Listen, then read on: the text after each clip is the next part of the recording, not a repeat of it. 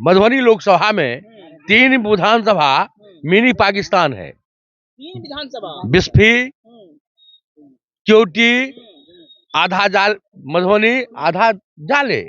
ये भी मुस्लिम यादव का डोमिनेशन है और परिणाम देख लीजिए वहां कौन जीतता है। तो ये हमको कहने की जरूरत नहीं है। और क्योटी विधानसभा के अंदर राष्ट्रीय जनता दल के कद्दावर नेता अब्दुल वारिस सिद्दीकी योद्धा बन के आए थे, उन्हें धूल चटाने का काम भारतीय जनता पार्टी राष्ट्रीय जनता दल गठबंधन ने किया था। इसीलिए आपके सामने में 3 विधानसभा है।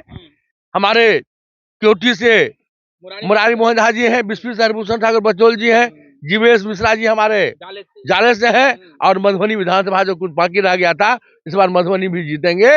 और सौभाग्य हमारा ये है जहां पर तेजस्वी जी का आज जिस बेनीपट्टी में जाकर विधवा लाभ करने के लिए गए थे, बेनीपट्टी में जब लालू जी की जमाने की सरकार थी, उस जमाने में भी राष्ट्रीय जनता दल का खाता नहीं खुला था। अब तो एनडीए का परिवार, एनडीए का विशाल स्वरूप देखकर हम लोग लेकिन तेजस्वी जी जिस तरह से आप लोगों पे इल्जाम लगाते हैं कि बिहार में क्या है, लूट की सरकार है, अपराध की सरकार है, बलात्कारियों की सरकार है, यहाँ कुछ बचा नहीं हुआ नहीं है, महा जंगल राज आ गया है बिहार में। जिस आवास में उनका जन्म हुआ था, वहां पर अपराधी, रंगदारी, हत्या करने वाले लोग वहां रहते थे। तो उस संस्कार में पले बढ़े लोगों को वही दिखता है।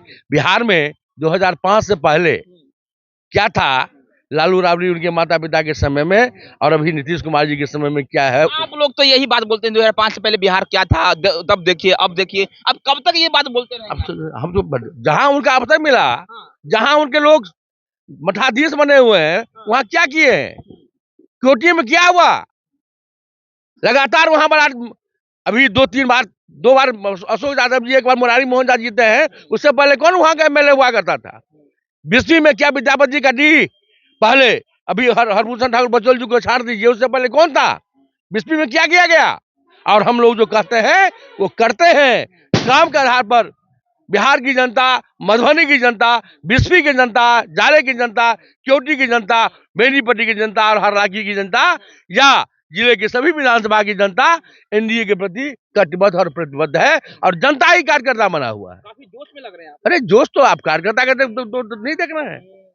जिस प्रकार से अचानक 3 दिनों के अंदर में स्थान परिवर्तन हुआ, और आरजेडी का सरकार होता तो कहता जब हम हाट पर ही मीटिंग करेंगे, लेकिन बिहार के बच्चों के भविष्य को देखते हुए हम लोगों ने परेशानी झेल करके उस स्थान को, वो हाट को स्थान पर ये पोखरोरी खेल मैदान बनाया। यही तो हमारी उदारता है, यही तो हमारी एनडीए की विशालता है।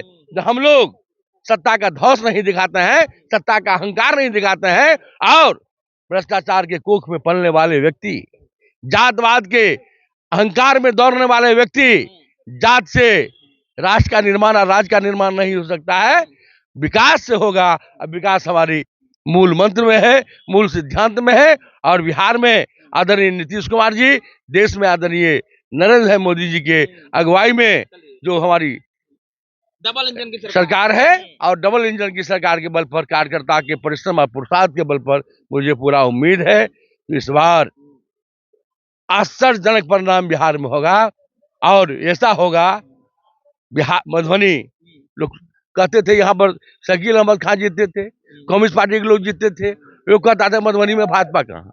लेकिन आज लगातार 4थी बार भारतीय जनता पार्टी मधुबनी का सांसद भाजपा का है, और ये कहाँ कब तक रहेगा इसका कोई तय नहीं। आप ये तो नहीं बोल रहे हैं कि इस बार आरजेडी का खाता भी नहीं खुलेगा बिहार में? आप ये तो नहीं बोल रहे कि आरजेडी 0 पर आउट हो जाएगी? आपको याद होना चाहिए, पिछले लोकसभा चुनाव में आरजेडी का खाता नहीं खुला था। लोकसभा का अलग होता है सर, लेकिन ये विधानसभा 243 सीट है। आपको याद होगा 2010 में 1.5 दर्जन के लगभग में आरजेडी के लोग जीते थे। लेकिन इस बार हमारा एनडीए एकजुट, एक ग्रुप है, तो इस बार सुपड़ा साफ होना तय है। पूरा परिवार मिलकर एक साथ चुनाव लड़ेंगे तो अभी पर कोई अंतर नहीं होगा। और बेनीपट्टी विधानसभा में जिस प्रकार से भारतीय जनता पार्टी के लोगों ने अटल बिहारी वाजपेयी के समय में जिस प्रकार से प्रधानमंत्री ग्राम सड़क योजना का जाल हमारे पूर्व सांसद, पूर्व मंत्री पद्मभूषण पुरस्कार से सम्मानित आदरणीय हुकुमदेव यादव जी ने लिखा था, कोई भी ऐसा 1000 से आबादी का गाँव में नहीं था जिसे पक्की सड़क समझौने का काम नहीं किए थे। और उसके बाद मुख्यमंत्री ग्राम सड़क योजना के माध्यम से, मुख्यमंत्री अवशेष सड़क योजना के माध्यम से सभी सड़कों का एक्सप्रेस वे गोरखपुर से सिलीगुड़ी बेनीपट्टी होकर आ रहा है। बेनीपट्टी में 25 किलोमीटर एक्सप्रेस वे बेनीपट्टी से गुजर कर आ रहा है। यही तो विकास है।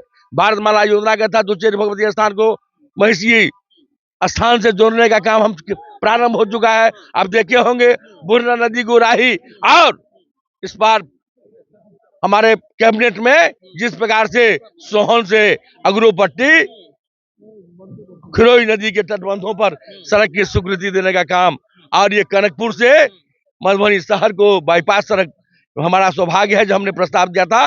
और विकास, चाहे मधुबनी का विकास हो, बेनीपट्टी का विकास हो, विकास ही हमारा पैगाम है। और इस पैगाम के आधार पर और विद्यापट्टी का सौंदर्यीकरण की स्वीकृति हो गई है। विकास सिर्फ रोड से ही होगा कि सुरक्षा से भी होगा? अगर सुरक्षा ही नहीं रहेगा, बेनीपट्टी की पुलिस पर इल्जाम लगते हैं कि वो गुंडागर्दी करती है। आपको पता होगा जो भी हत्या किया आपने लोग चर्चा किए थे, उस सभी हत्या में अधिकांश लोग पकड़े जा चुके हैं। जो नहीं पकड़े गए हैं उनके घर कुर्की जब्ती करने की तैयारी हो रही है। कानून बैठा हुआ नहीं है, पुलिस चुपचाप बैठा हुआ नहीं है।